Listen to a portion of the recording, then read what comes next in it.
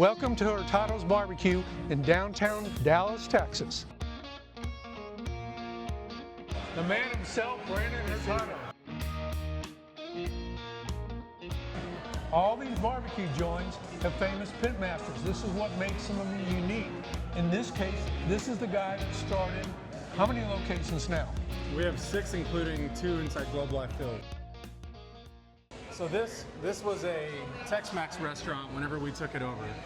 And before that, it was a vegetarian restaurant. So we thought we'd go the other way with it. It used to be called Mud Hen, and then it was the Reserve. Is that right? Yep. So now it's, all barbecue. When we opened this Dallas store, we wanted to kind of get back to our roots, and our sausage is what made us really unique in the North Texas barbecue scene. And I feel like a lot of the places that are doing craft barbecue, the majority of them are making their own sausage. It's just not seen very often in a multi-unit with that many locations. Sure. I think Terry Black's is the only one that I know of that is making their sausage on that scale. And that's on a huge scale. It's on a huge scale. So we're doing everything out of our Dallas store for Fort Worth and Mansfield and Dallas right now. And then we just bought a Lucky Linker, which will be here in a week or so. And then we'll have sausage for Arlington as well. These are the workhorses that we're using here. To us, it was more about space than anything. We were really limited on the amount of cooking space we had for smokers. So it was either fit like 1,000 gallon and a 500 gallon offset, or 3 J&R 1300Es where we could fit 70 briskets in each one if we needed to at capacity. So it just made the most sense. But it is different than our other locations. All 3 of our other locations were using offset smokers as well. Is that right? Yeah. And if you had to use one or the other, do you have a preference? I'd use both. Both. Mm-hmm. And that's what we did at Cadillac when I started. We started with one of these, and then we added offset, and then it's like, well, we still need both. Yeah. Okay. And then you learn the tricks of the trade of, well, sometimes I need this one, and sometimes I need that one. Yeah. There's features to both. Sure. And you're always better with more features than less, I think. So absolutely. Getting people to use both, that's a little bit of a challenge. Yeah.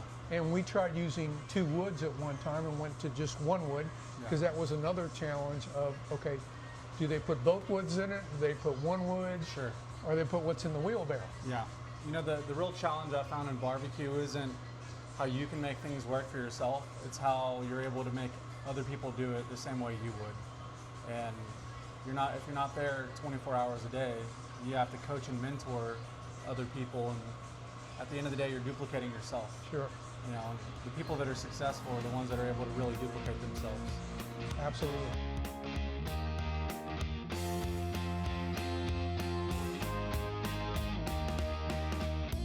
My purpose, I feel like, is God-driven. My wife and I both feel like we were brought into barbecue to help provide jobs to people and invest in our staff and the communities that we're in. That's why we didn't stop at one location. We want to try and invest in as many people as we can, and it's about way more than just the food to us. So here we are. You've built a few businesses, 6 of them. Done very well at it. So knowing what you know now, looking back 5 years ago, what would you have done different? We opened and closed the location, and that was really tough for me and my wife. Having something that you believed in so much, and then you go and you have to close the doors, and it's a punch in the gut. And to personally have to lay off 50 plus people who you also hired, it's really hard. And it's hard to say that I would do things differently 5 years ago, seeing where we are now and what we've built. But if I could do anything differently, it would be to encourage other entrepreneurs, restaurateurs, pitmasters. If you are being successful, if you're in a food truck, whatever, you're looking to get into a brick and mortar, and people are trying to incentivize you with economic development money, or they're trying to throw rent abatement and other things like that, or free money at you, nothing's really ever free. And the more enticing something seems, it's probably for a reason. I would just say to do your due diligence, and more important than anything, maintain 100% ownership of everything that you can, so that you don't have private equity firms or investors trying to come in and influence what you're doing on a day-to-day basis. I think you have to experience some of those things to learn those lessons. there's not an easy way sometimes to find them. Yeah. And as long as you're learning from those variances, Yeah. you're still better off than you were. It's a part of our story now, and we're able to look our employees in the face and say, hey, look, we fell down and we got back up. And Right. we opened 2 more locations after that. Is there anything that you've seen other barbecue joints do that you just cringe when you see that and go, why are they doing it that way? And you know what the end result is going to be. I don't know. I think just oftentimes people tend to overextend themselves. You know, you have something going well, you have a brick and mortar that's working out, and then you go try and open a food trailer and go beyond your capacity for executing excellent barbecue. And I've known people that have done it and then they close the food trailer and they're like, this wasn't a good idea, we should have focused on our brick and mortar. And they've gone on to do really amazing things out of their brick and mortar. But I would say just try not to overextend yourself. Sometimes less is more. Absolutely. And just do what you're doing and do it really well. You know, we're looking at trying to shrink our menu down a little bit and doing less really, really well. And that's something that I'm trying to focus on as much as I can in this next 12 months. And you mentioned earlier about doing steaks. Is steaks the most major thing you do different at dinner versus lunch? Yeah, so we'll have steak nights where we're doing different features, and mostly in Dallas at this location, we're doing weekend features. So we'll have, you know, until we run out, we'll have different specials and stuff like that. And one more question about you. Can you tell folks something about Brandon that most people don't know? Something fun. I'm going to take the sausage for now. Yeah, I'm really big into outdoors, into hunting and fishing. My wife and I bought a ranch in Brady. Brady? You know where that's at? Down near San Angelo. We bought a ranch about a year ago, and that was like something I've always dreamed of being able to do, is have our own place to show my kids how to hunt and fish and grow up and spend time with them like my dad did with me when I was little. So we've been able to do that for the last year, and our goal long term is to raise some cattle there, and someday when we're not doing barbecue anymore, open a small restaurant that utilizes every part of the cow that's sourced from our ranch. And so we'll just have different features almost on a daily basis. Okay. Did you barbecue with your dad? I did. Did you? Yeah, he worked for the city of Irving. I grew up watching him cook for their Christmas parties and whatnot, but the way he did it was very different from how we do it now. So the first offset smoker I ever cooked on, it was a trailer smoker that my dad used. So that's our beef fajita sausage, our all beef fajita sausage with This is pepper great. jack. It's pretty good. Really creamy That's cheese. the jalapeno cheddar. I like how the casings are really thin on these. They almost just disintegrated. You can tell it's got a really good bind on it too. Yeah, the tacos are number one seller. The first time I had those was at the Arlington location, and I didn't want the barbecue. I just wanted more of those.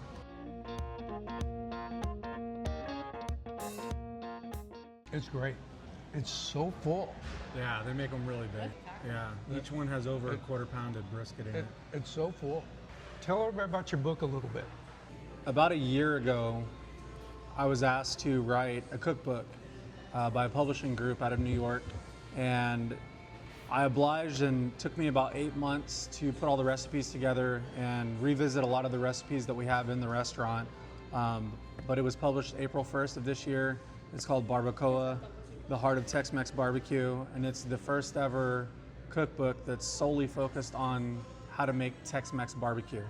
It has over 80 recipes in it, everything from brunch to how we smoke all of our meats in-house, how we make our sides, and then a whole section on desserts. And we didn't leave any secrets out. It's got all of our rubs, our sauces, everything that you can get at all of our locations. How cool is that? It's really awesome. It's done really well. It's sold everywhere books are sold, including Buc-ee's now. What's your favorite item in the book? The brisket chilaquiles. It's a Mexican breakfast dish that my grandma and my mom made for me when I was a little kid, but not with brisket in it. Something that I make for my wife and kids on the weekends. It's easy to do. What's your wife's favorite thing in there? Ooh, probably the banana pudding tacos. Since I have the barbecue royalty. We needed more food. Thank you. So this is something I'm working on that's deconstructed. So this is a El Pastor taco, Okay. which has it's a pork taco with enchote seasoning, and then I made a pineapple habanero salsa. And it's got a little bit of cheese in there for you. Some and cilantro. some grilled onion. Okay. I'm gonna try one with. Official tasting. This is really good. I had one So- earlier.